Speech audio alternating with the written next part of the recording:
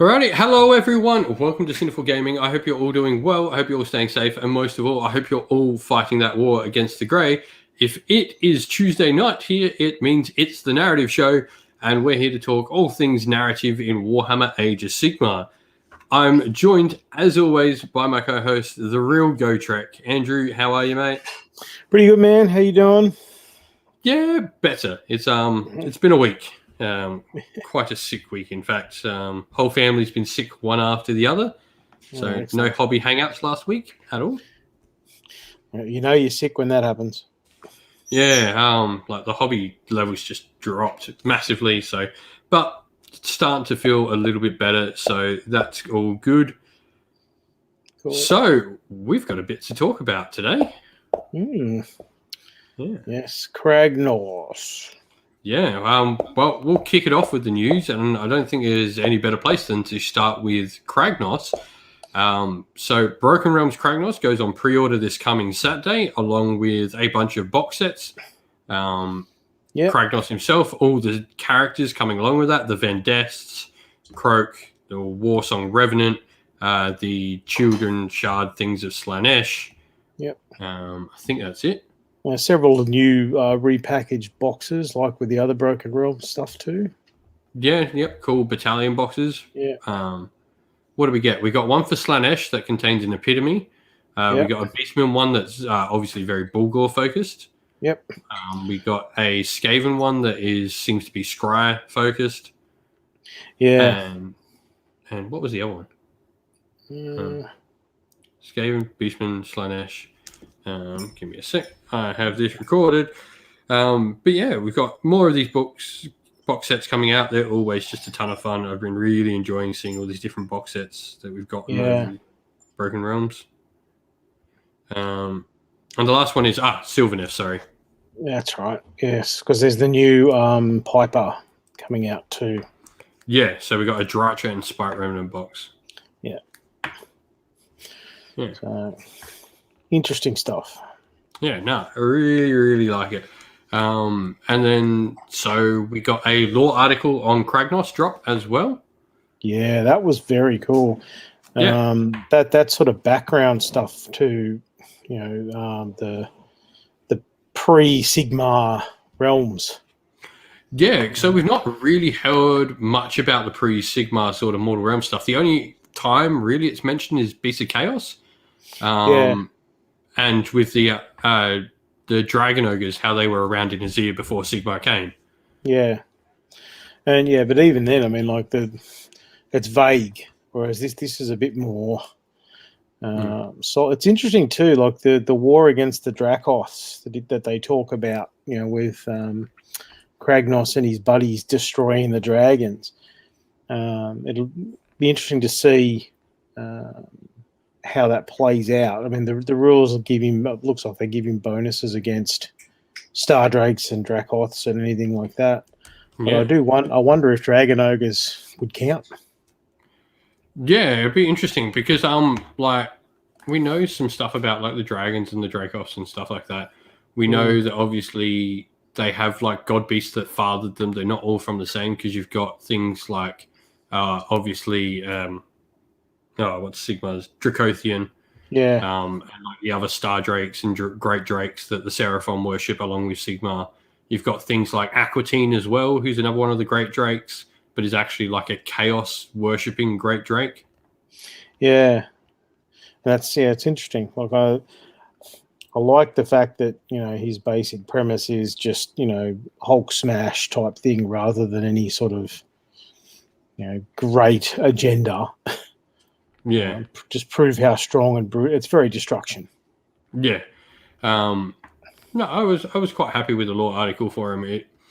It left a lot to know about his current self. I mean, there isn't any mention of like earthquakes or any of that, so maybe that's something fresh and new. I mean, it could be to do with how he breaks out of Beastgrave.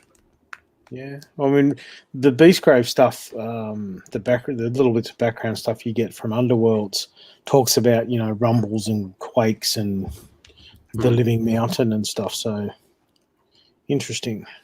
Yeah, maybe it could be many things. It could be referring to him as like the man who like, and does he cause the earthquakes, or is he like the lord of the place that makes earthquakes, etc.? Could be lots of things. And Croak's one of the ones who was employed, if you like, to trap him in the first place. Yeah, which is another interesting bit on like the lore, because obviously that implies Croak arrived in the Age of Sigmar before Sigmar. Yeah, we've had hints at that stuff with the Seraphon before. You know, the fact that they are Starfarers, and even if you go all the way back to the end times in the world that was, there was those stories about you know, the Skaven finding what basically look like radios in Lustria and hearing strange reptilian voices on it and things like that. So, you know, I mean, they obviously survived, were the first ones to make it to the new world, new worlds.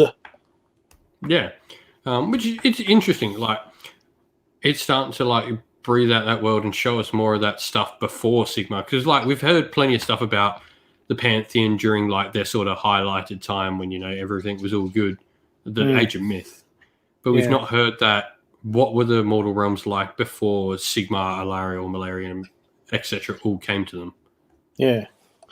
And like, you know, there's all sorts of scope too for like in some of the the Duarden background, you know, the fact that the Duarden gods were sort of chained to a mountaintop and stuff. There's all scope to work Kragnos into that as well.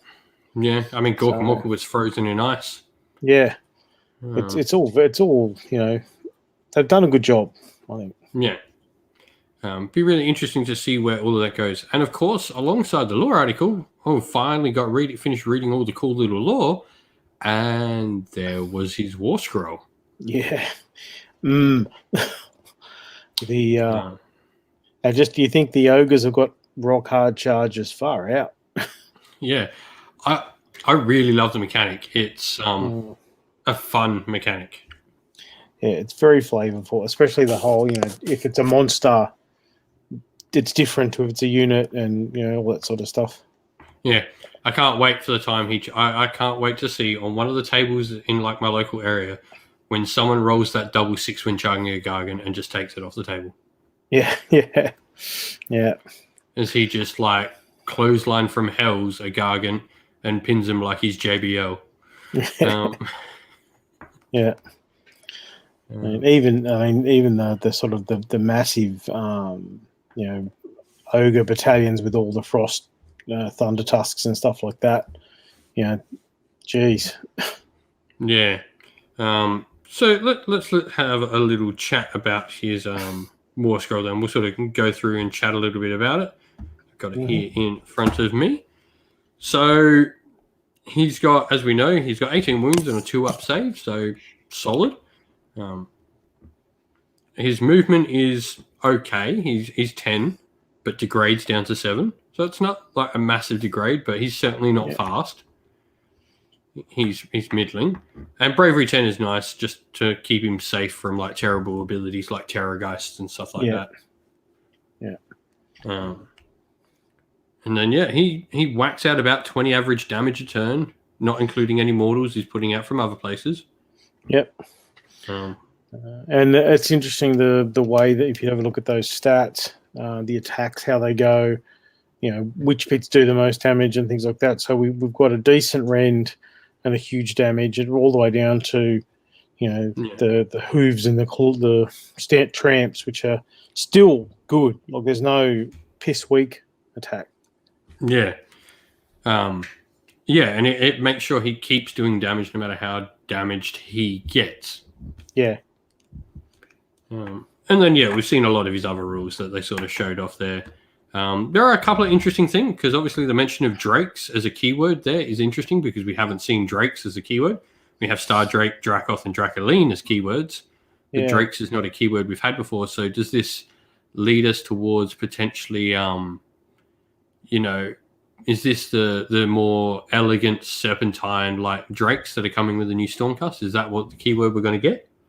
Or, I mean, I would give him. We'll see a Stormcast book almost immediately, you would think. Yeah.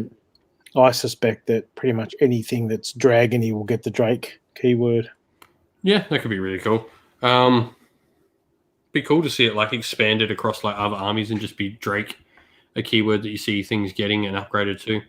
Yeah, as I was saying, like, perhaps Dragon Ogres will get the Drake keyword too. So yeah, things like the Black Dragon and yeah, even the Zombie Dragon.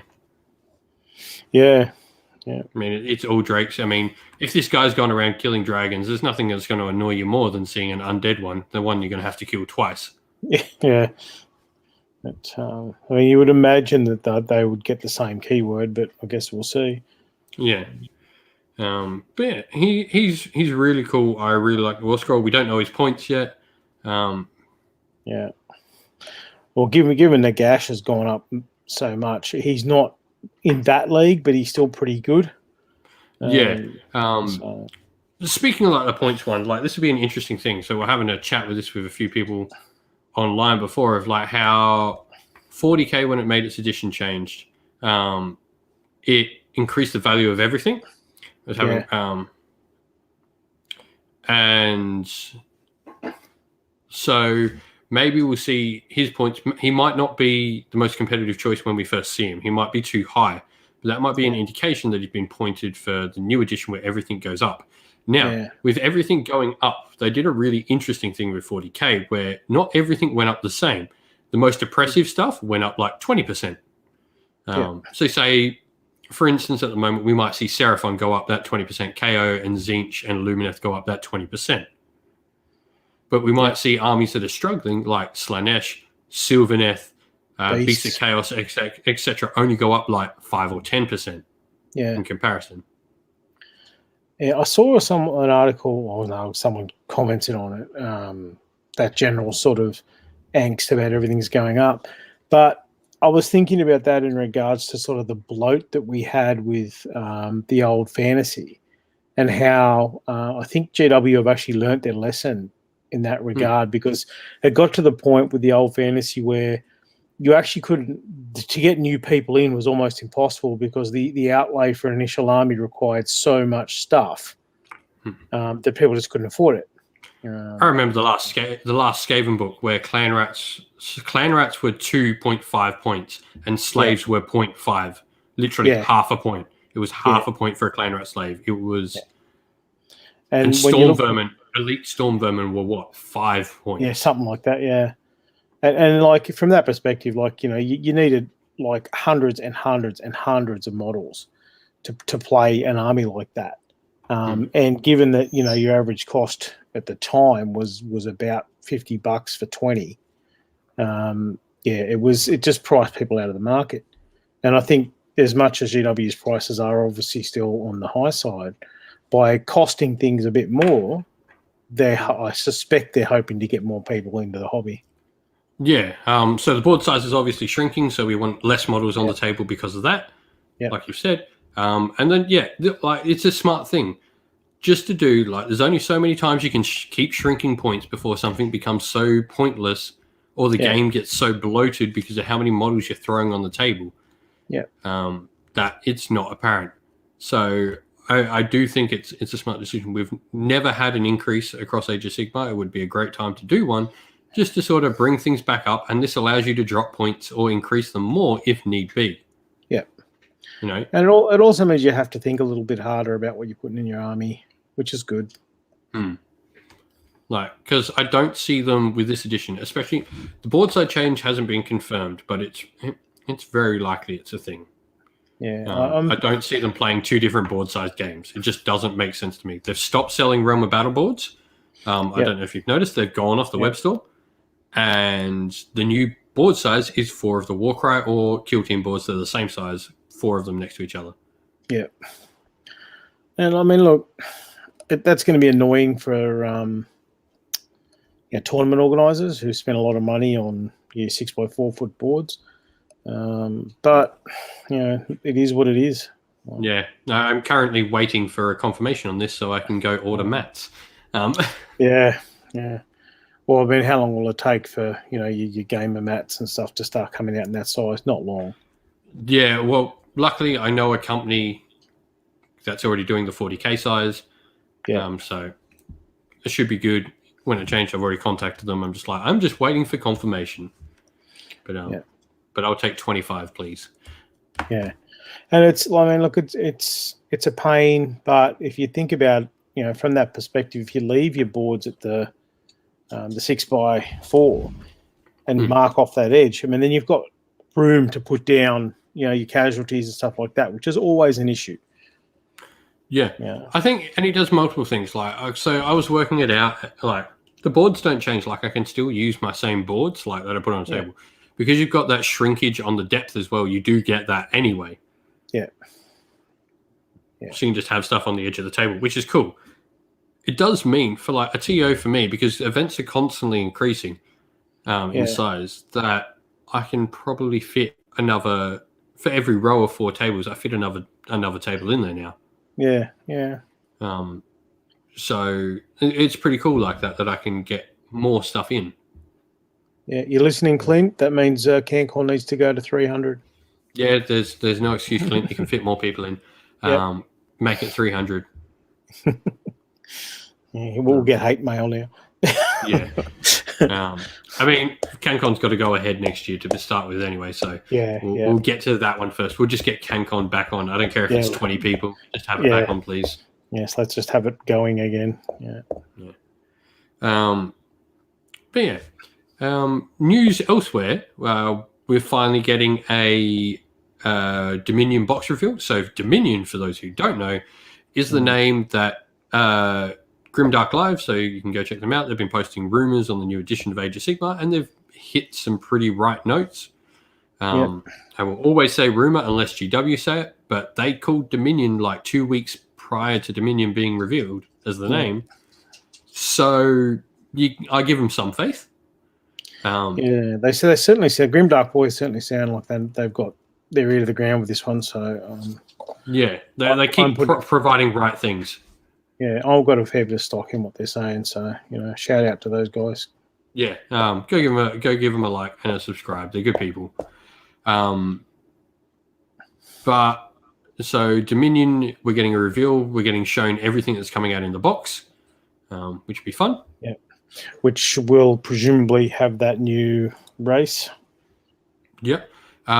Speaking of which, this will carry over into our animation. In Warhammer Animation, we saw a little clip of Stormcast charging off towards this very swampy hobgoblin-looking goblin. The design I have never seen before, so I think we've seen them.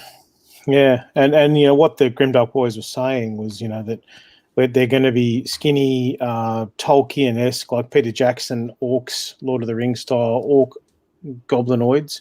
So skinny and revolting and stuff like that, which certainly meshes up with what that image was in the clip. Yeah. So look, I was saying before we went on, I mean, I'm a little bit disappointed that we're not getting the Familiar, but I understand why. And any new army for Sigmar is good. So. Rumors are, so the only rumor I've heard on them is like, obviously the Hobgoblin stuff we know, Wolf Riders has been rumored with them for a while. The other rumor is apparently the leader's going to be on some sort of Age of Sigmar crocodile. Yeah. The other interesting thing that the Grimdark guys were saying was the manufacturer of all their weapons are called Hobgobs, according to them, and they actually trade with, according to their source, Chaos Dwarves. Yeah, which is interesting.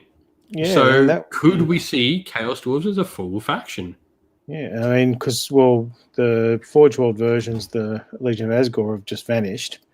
So, it would be good. And look, we've got with the Warcry stuff and, various other bits and pieces, we've seen just Chaos worshipping Duarden.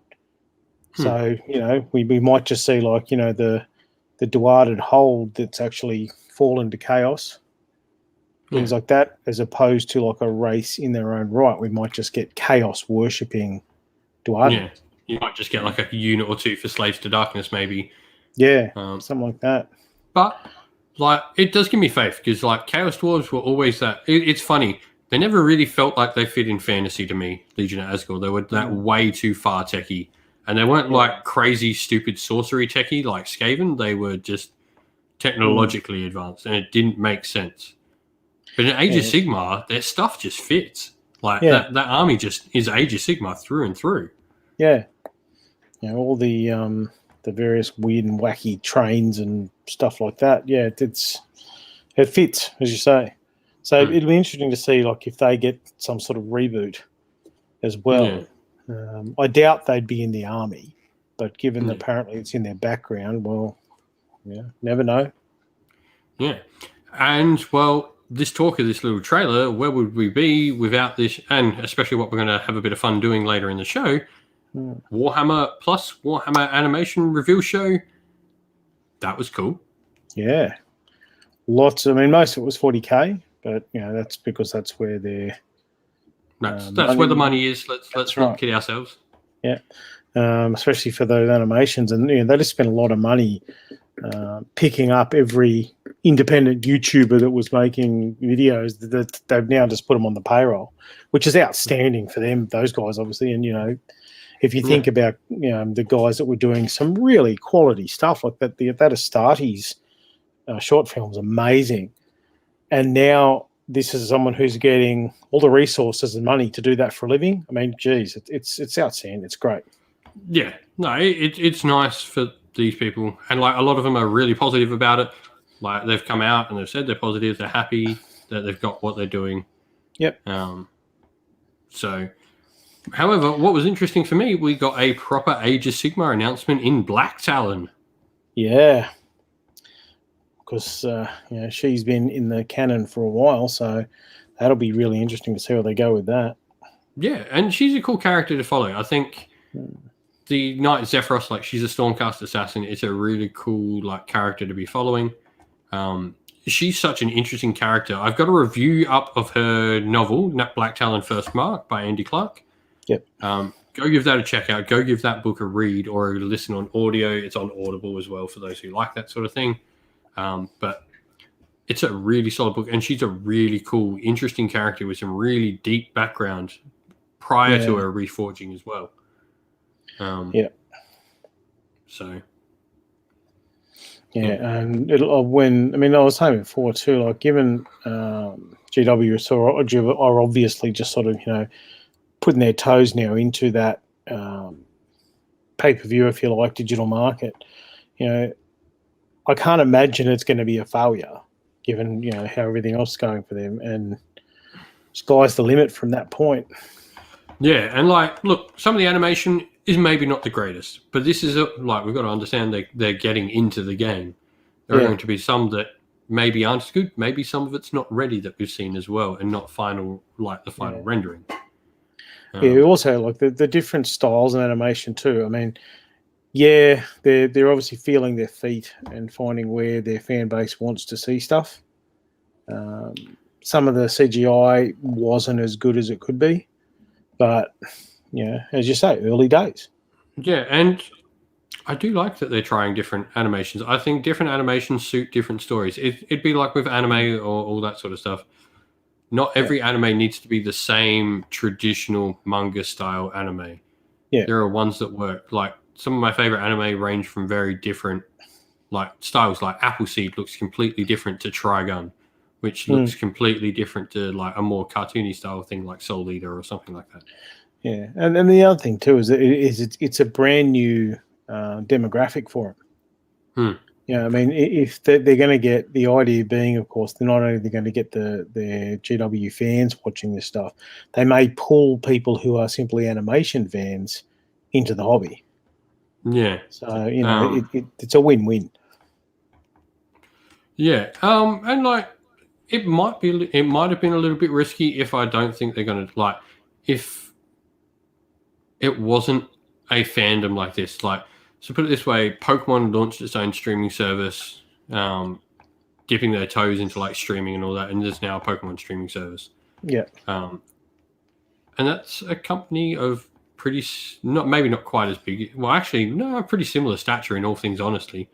Like, GW are not a little company anymore. We can't, like, say that they're the only thing in England that makes more money than them is the Premier League. Yeah. And like, coming second to that is no shame. Yeah, that's right. As I was saying just before we went on, like, I think people forget that, and people want to complain, but they don't really understand that this is now a massive organisation. Yeah, like GW are not a little company anymore. They're not sitting on the backbone of their. Yeah. You'd be surprised, like Ricky's saying, like Pokemon seems to be more substantially more mainstream. Like I showed my friend, like a bunch of friends, like co-workers, even the Space Marine thing, and you'd be surprised. I was surprised the amount of people who knew what a Space Marine and what Warhammer is. Like Yeah. my mum, for example, has nothing to do with Warhammer. She never has. She never will. But she knows like her friends that bring her up, and these like 50, 60-year-old ladies or something. And they bring it up. They start talking about it, and they're like, "Oh, my husband's been doing that for years," or like, Yeah. "Oh, my son does that," Warhammer is way more mainstream than people seem to think. Yeah. I mean, when I was going to go before COVID ruined it, when I was going over to ETC to get time off work, half the people I work with went, "Oh, is that Warhammer thing?" I said, "Yes," and like people that you would never consider, you know. Yeah. But animation, there were some really cool looking stories. I think they've hit some very right notes. They've obviously got Space Marines front and center. That is their poster child, like their big poster child. And they've obviously got Stormcast, which is the one they're making the poster child for Age of Sigmar, which is correct. Yep. I think Hammer and Bolter will do really well, how it's a bunch of little short stories.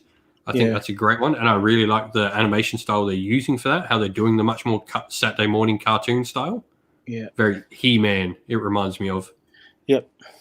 But then they've got more realistic ones. Like I really dig the Sin City vibes I get from Angels of Death. Yeah, the Blood Angels one, yeah. And I think too, I mean, that's going to work well with that aesthetic, with the blood and death and stuff like that. So yeah, there's a lot to say in it. But anyway, I think we've rambled on with news and stuff. Has there been any hobby that's taken your eye the past week? Go for a little couple of shout outs before we get into our main topic of fun.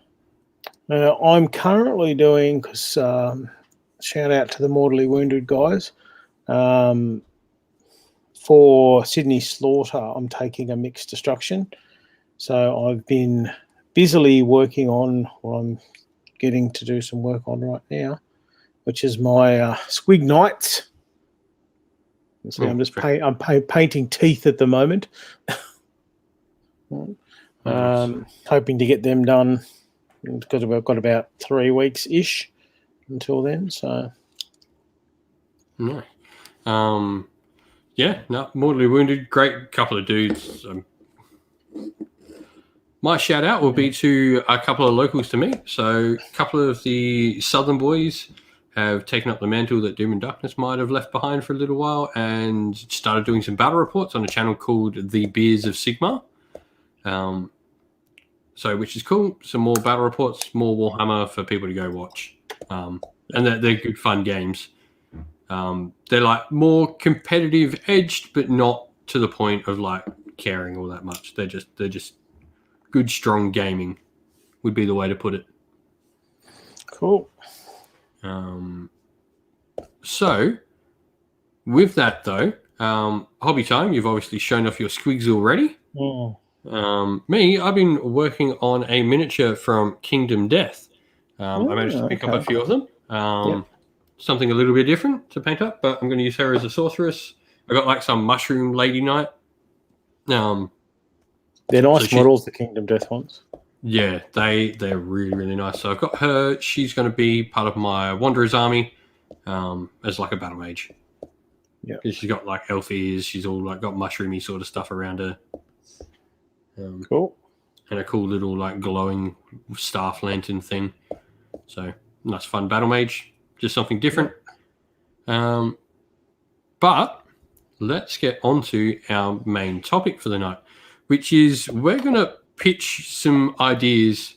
So GW, free reign. If you choose to watch this and steal our ideas, we give them freely. So we're going to pitch some ideas for Warhammer Animation, for Warhammer Age of Sigmar. I think they pitched enough ideas for 40k themselves. Yeah. And I think they've got plenty for that. But so the idea, we'll probably go through 3 good pictures each, and we'll talk a little bit about why we think they could be interesting, what they could do. We'll try and make them all nice and different. So I'll let you go first. What's your first pitch of a story? What do you think would make a great story? Well, my first thought I had when we were talking about this is a chaos story. So, but when I say story, I mean so much of both 40k and fantasy is very clearly, Imperium based or order based. If we follow a chaos champion from the decisions that led him or her to worship chaos through the entirety of their journey to either demonhood or spawndom, I think, and painting the picture of them in the empathizing with them, putting them in the position of hero of their own narrative, I think that would be very cool. Yeah, so almost a sense like the path to glory, the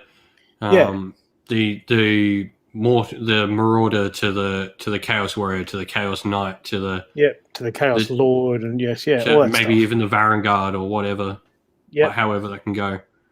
Yeah, I mean that would be very cool. No, I definitely like that. I think that's a really interesting one, and I think a cool part of that would be trying to keep them undivided, and showing the how does one keep a full pantheon of chaos gods happy? How does one be undivided? Yeah. How do you worship all 4 gods and not favor one or the other? Yeah, and then you could have the different temptations at different point as they lean towards one of the 4. Things like that. That could be a really cool story. No, I really, really dig that as an idea for a story. Chaos just has so much in that. There's so many cool different characters that we can think of that to go along that story, and there's just so many different parts of it as well.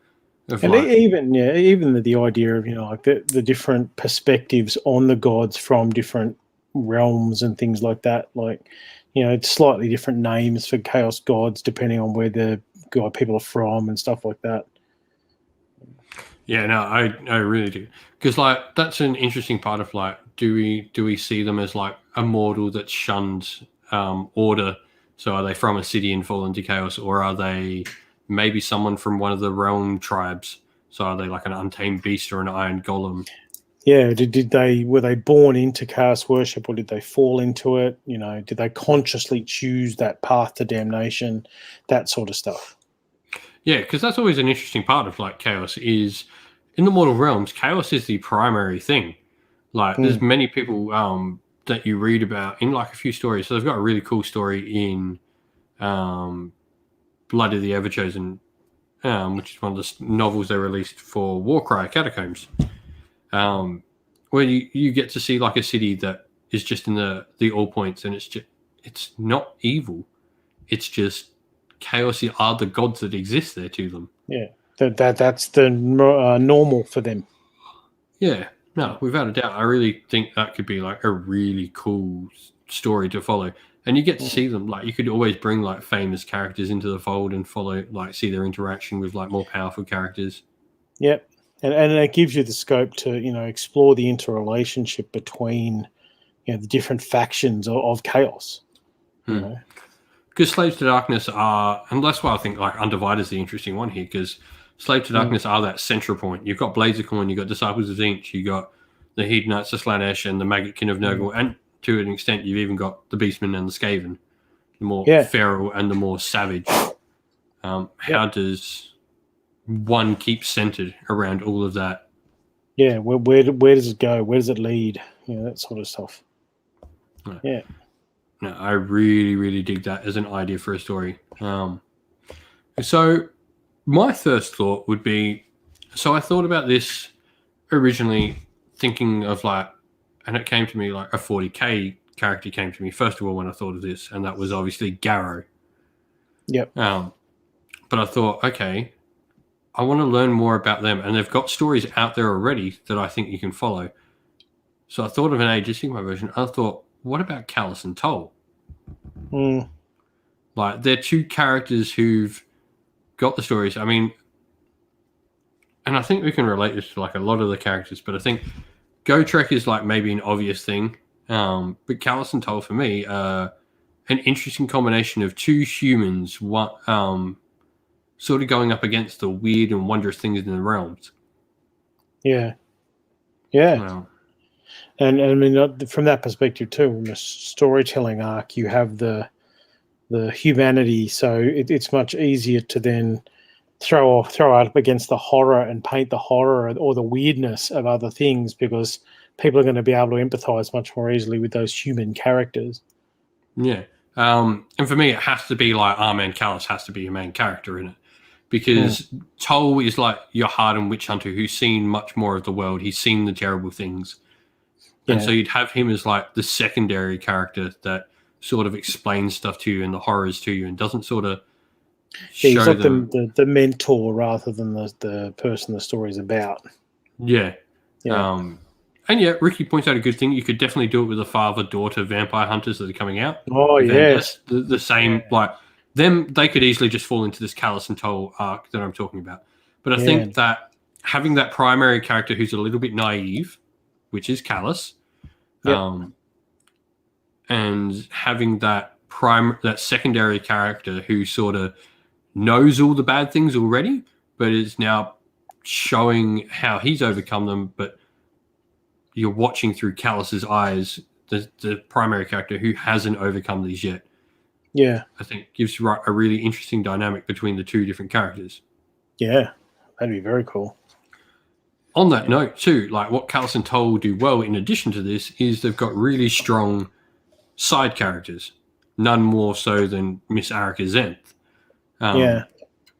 Because, yes, of course, I'm bringing this back to Scourge Privateers. But, and if I forget the name, you've got the KO Admiral that they work with as well.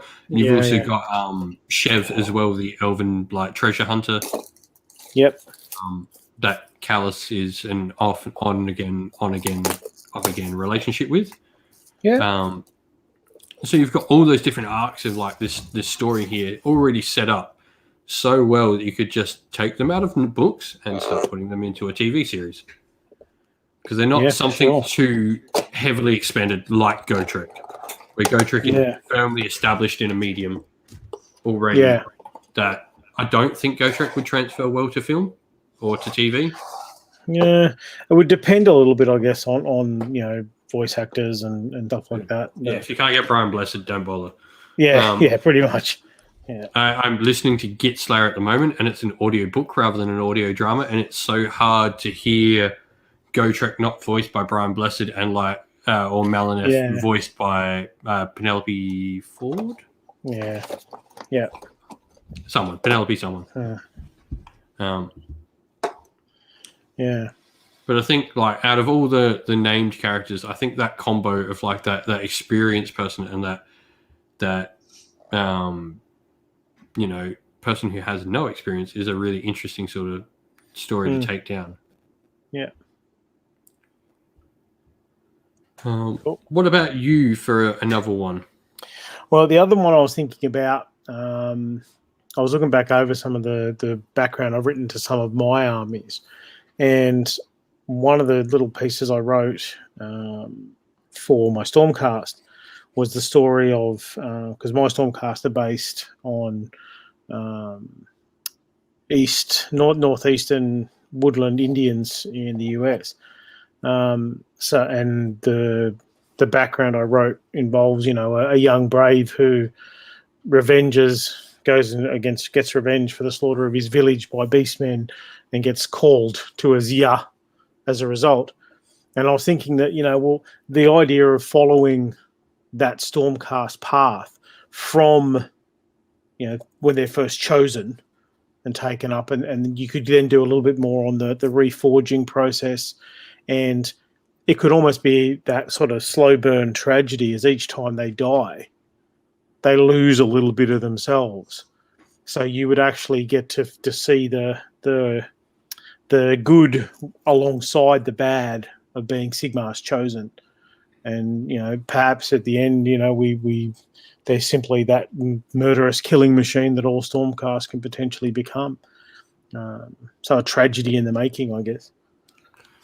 Yeah, that's a really interesting one. Like, I think that's definitely like a cool aspect of Stormcast that they saw, because that was something like we didn't see in the 40k stuff. Was a lot of chaos side as well. Like, you're talking about like chaos in Age of Sigmar, but we didn't see any chaos focused stories in the 40k side either. It was all Imperium, or Exodite was the only one I think I wasn't, was Tau. Yeah, Tau. Yeah. So it'd be interesting to see like that sort of side of the Stormcast, the darker, more sinister side of Stormcast, because for those who don't know, like, Neve Blacktalon isn't exactly bothered with her reforgings. She actually gets better with them because she's that faithful, because that's how reforgings work. Not every Stormcast suffers the ill effects of reforging. It's more that it's your faith tested upon the anvil of apotheosis, and those who endure the pain easily are generally rewarded. And that's where if you're telling that story done right, the character brings with them to that first forging all the angst and the regret and stuff from their former life, and you could actually then retell the struggle to realize what they are and let go of that stuff as one of Sigmar's chosen. And if they can't, then they end up a mess. Yeah, it'd be a really interesting thing, and I think it'd be cool to have that paired alongside Stormcast that do fine. Yeah, like having those different stories put to each other, so you're not just getting like the one side, like seeing how different Stormcasts get affected differently. Yeah, I mean, call it dark forging or something like that. Because like we saw a little bit of that in the early Realmgate Wars stories, where obviously like you had Gardas, you had Vandus, who sort of like his reforgings didn't really affect him until they did, until the visions. Yes. And then you had people like Gardas, who just continuously, he was just so utterly faithful and loyal that he actually gained the favor of two gods rather than one in the end. Yeah. Whereas like Alariel's chosen champion as well. Yeah. Or you had people like Thossus Bladeborn, who completely lost himself. Like he's nothing more than an animate suit. Yeah. And so that was where we could have the tragedy could come. Do they actually know they're getting that to that point, or is it just too late by the time they start down that road? And it's just some nice storytelling opportunities, I think. No, definitely. I really, really dig that as an idea. My next thought was, I want to see a Realms Walker. But now this is the hell part. I want to see them David Attenborough. The mortal. I want to see something done like a documentary series of the mortal realms. And guest stars that are, and here we can see the squig in its natural environment. That's what I want to see. I think it's got just so much potential, because the Age of Sigmar is so weird, and this could be like something silly, like 10-minute episodes or something like that. Yeah. But I think it could be just such a fantastic chance to like look at the mortal realms in a different way and be serious when you're doing it, but also be fun. But here we are in the hinterlands of Haish. Just not all like South Park Steve Irwin wannabe of like, oh yeah, here's a snake. I'm gonna stick my finger up, my thumb up its bum. Yeah. I'm gonna see if this Dracoth gets angry. But I don't know. It's just got a cool thing, because there's been so many stories where I've read about so many weird and wondrous creatures. Like I remember reading Callison Toll with the Silver Shard, where they versed like this weird leopard-like cat that had spines on its back that literally just shook and shakes, and all these spines shoot everywhere. Yep. Yeah, I mean that's the thing too. So many of the stories have those little sort of side creatures in it. So yeah, you could do something like that really well. Yeah. Yeah. I mean, if his little traveling companion is not a star ferret, then I will be most disappointed. Of course. Yeah, I'll see. Oh, that was where I was going to go with my next one. Obviously the party of the Soulbound party that would make for a good one. Oh yeah, I think going into that, thinking of like your party for Soulbound, I think that's just such a given tale of like and you can get such like good inter-party tension. Like you would obviously have your Stormcast who's utterly loyal. That's a great part. But you could also have the piousness next to him. Yeah, and then you put the Stormcast in there, and one of the other characters is the Witch Elf, you know, and that sort of thing, and that could lead to some really cool stories. But there's the interesting thing: the Stormcast aren't necessarily always good in those circumstances. That's where I think the Stormcast could actually be the middleman. Where you've got he realizes both sides have their merit. Where you've got, say, maybe a Excelsior War Priest, like a pious War Priest of Sigmar, or like some all nature being like a Sylvaneth branch wraith. Yeah. Or perfect balance in like some Lumineth character that's all about perfect balance, and then just the murder lust of like a Witch Elf or a Fire Slayer. Yeah, Doom Seeker. Yeah. No, I'm going to charge in there and jump into the pit full of horrible Chaos Gribblies because I can. It'd be like interesting to see like. I think a Kharadron Overlord and a Fire Slayer in the same party would be really interesting because obviously they have very different views on their gods. Where one of them uses their gods as a power source, and believes like wholeheartedly that he died a great slayer. The other ones sort of go, well, the gods abandoned us, so they can sort of go get stuffed. Yeah. Screw the gods. And it leads you to some interesting sort of party conflict. You're nothing but a lapdog of the blah blah blah. Yeah, and I think there's just such a chance for like so many cool characters in a Soulbound party. Like, it'd just be so interesting to see like have all the like the weird connections and like the weird things that Soulbound can do. Like seeing things like Soulfire in a physical form would be really interesting to see how they think it actually looks. And going into what is essentially the politics of the realms, that's the perfect medium for that. Who are these people? How have they got them together? Well, because you're part of the Order of Azir. This is what you're doing. Yeah. No, I definitely think Soulbound would just be such a fun little set of characters to talk and do stuff with. Now, my last thought was looking inside some of the cities. In particular, like I think there would be intrigue in looking into something so vast and massive that it's really hard to comprehend, and that would definitely be.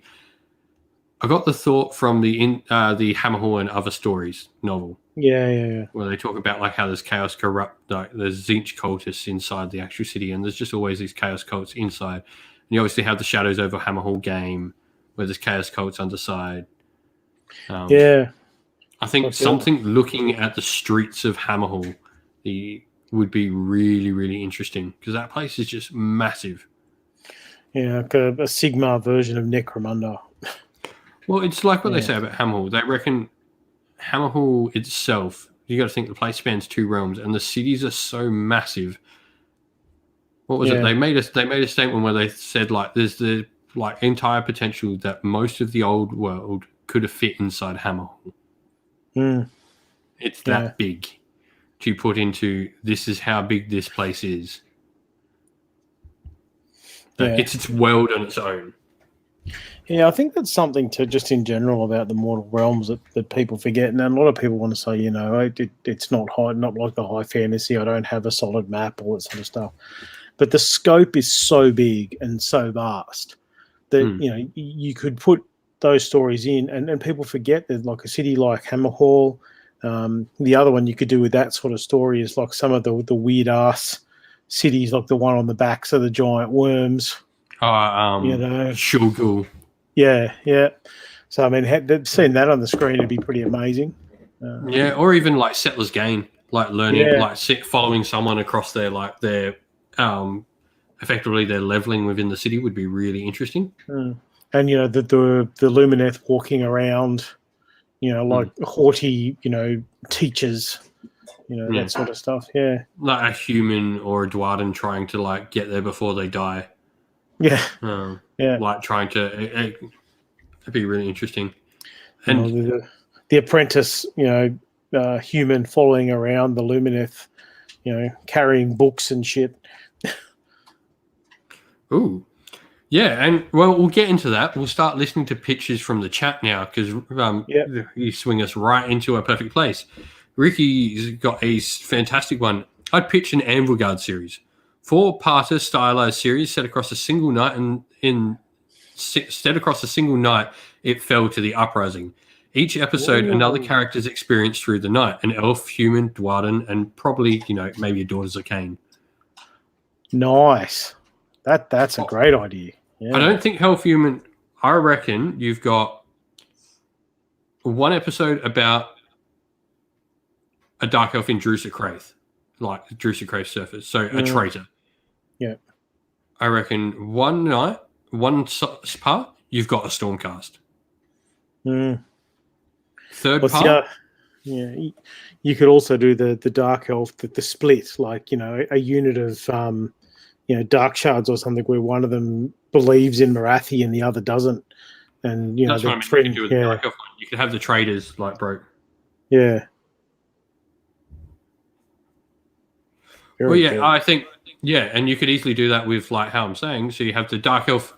One's not a trader and he fights against, and the other one you have the Daughters of Cain as the focus, but you have the dark elves that are traders in that episode as the focus as well. Then you have a Stormcast because I feel that's an important story to tell. Yep. And then you would have the other one be maybe a human and a Dwarden together. People on the Cog Fort, that would be a great one. Yeah. The Cog Fort. What the hell's going on? Like, what's happening? That sort of stuff. Yeah. No, I think that's a really, really great idea for a little story. If anyone else has a idea that think would be a cool animation, leave them in the comments, and we'll have a chat about the ones we think would be a cool story to sort of pitch before we head off for the night. But I really dig that as an idea, Ricky. I think like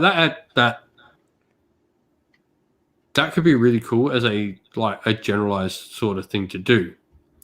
Yeah. Like, I think is that how they do maybe the Warcry series. Well, it also gives you. I mean, it gives you multiple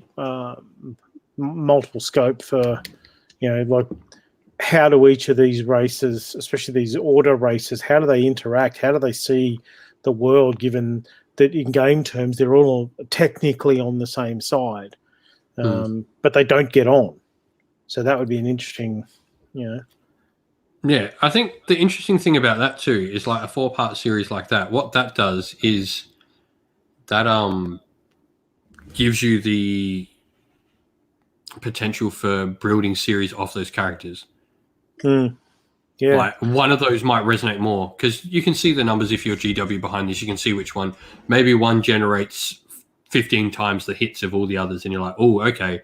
Is there something in this that's actually hitting more? Like maybe some people have watched, I don't know, for instance, some people don't really care about the trader one. That's not what they're interested in. But maybe the people in the Cog Fort is something that catches people's eye and they all go, and all of a sudden that's getting more and more hits than every other one. And so you can see that as GW going, oh, hang on a sec, our computers are telling us this is something about this one episode. Yep. And you can definitely see that, being used in that way as well. Yeah. Because, like, make no mistake, like, they're going to do, like, if something flops, they're not going to make more of it. No. Especially given, as I said before, this is their first sort of foray into this field. Yeah. So every every Age of Sigmar fan better watch Black Talon, because that is our one hope in this. Yeah. Although it's 40k, watch Black Talon. Yeah, definitely.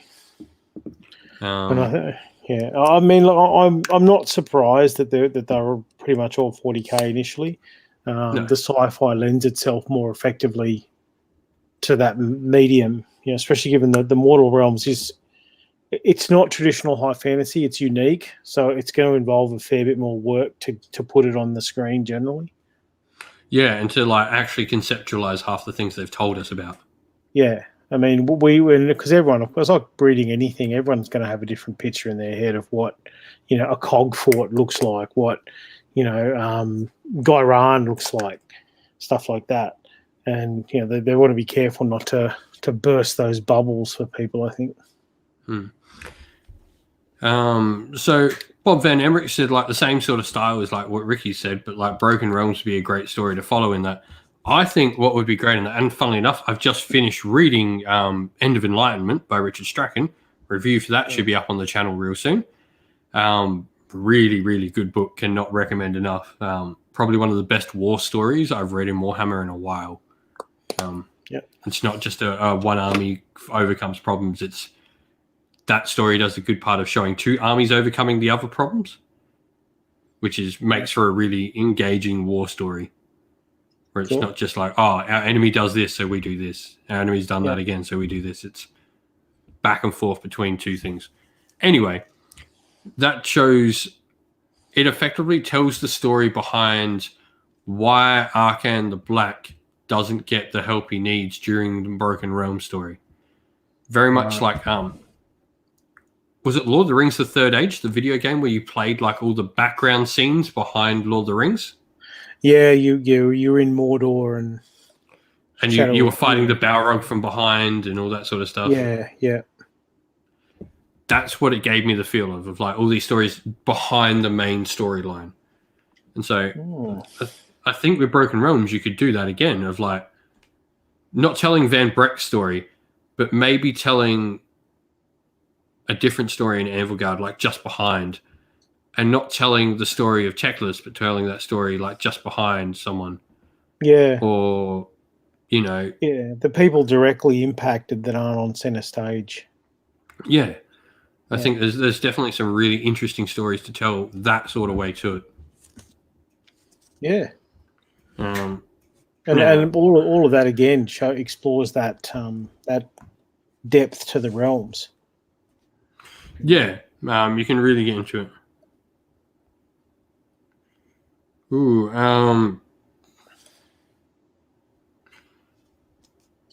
so 9-inch Dan has gone Edge of Tomorrow, Stormcast Edition. Oh, okay. I assume like you could easily replace the aliens in that with like Zinch demons. Yeah. But like just the for lack of a better, it's going to be utter bolter porn. Yeah. But see, that's got a place too, like Yeah, I mean that's pretty much what Astartes is. Let's not kid ourselves. Yeah. That's what makes Astartes cool. Yeah. And I think too, in doing this sort of stuff in this way, would also go some way to ending some of the naysayers that want to tell us that Sigmar has no background. Like, well, I think you need to pull your heads in a bit. Yeah. Like, the backgrounds come so much, and like Broken Realms, and we're continuing to build on it. It's just getting more and more. But I think we're going to sign off soon because it's almost come up to our little hour show, and we like to keep them nice and neat. Yep.